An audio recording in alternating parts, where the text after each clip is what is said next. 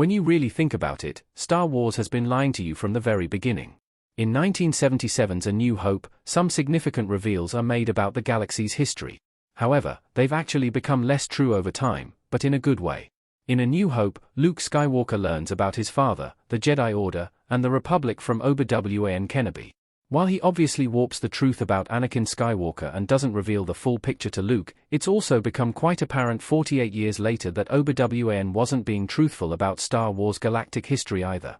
Star Wars has been totally lying about the galaxy's history. Mark Hamill's Luke Skywalker curiously awaits Alec Guinness's Obi-Wan Kenobi's response about the Clone Wars in A New Hope.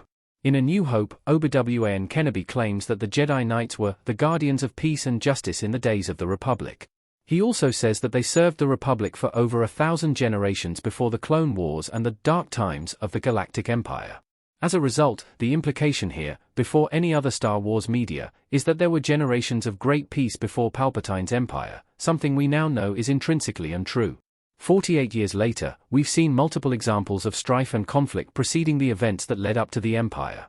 For example, we know from Attack of the Clones that the Republic was reformed after a crisis only 1,000 years before the prequels, alluded to by Chancellor Palpatine amid fears of imminent war with the Separatists, the Clone Wars.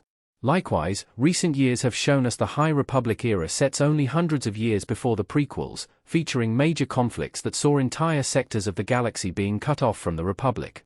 In essence, we now know that Kenobi's recollections of Star Wars' past were far more idyllic than the harsher, darker reality. Star Wars' biggest lie is the entire point. Mark Hamill as Luke Skywalker looking concerned in The Last Jedi.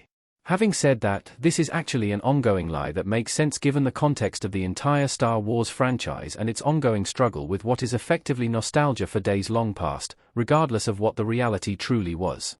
After all, how many times have we seen conflict arise in the Star Wars galaxy that stems from a desire to recapture something that was lost or destroyed? Luke Skywalker tried and failed to bring back the Jedi Order, having ignored the flaws that brought about its undoing. The First Order was an attempt to restore order through fascism and the authoritarian rule of the Empire, ignoring all the corruption and flawed systems that similarly contributed to its demise. Even the Jedi Order itself clung to their ideologies and dogmas of the past in the face of a changing galaxy. Ironically, one could even argue that Lucasfilm itself has a problem and an over-reliance on nostalgia, though at least in-universe it's a good problem to have in a narrative sense.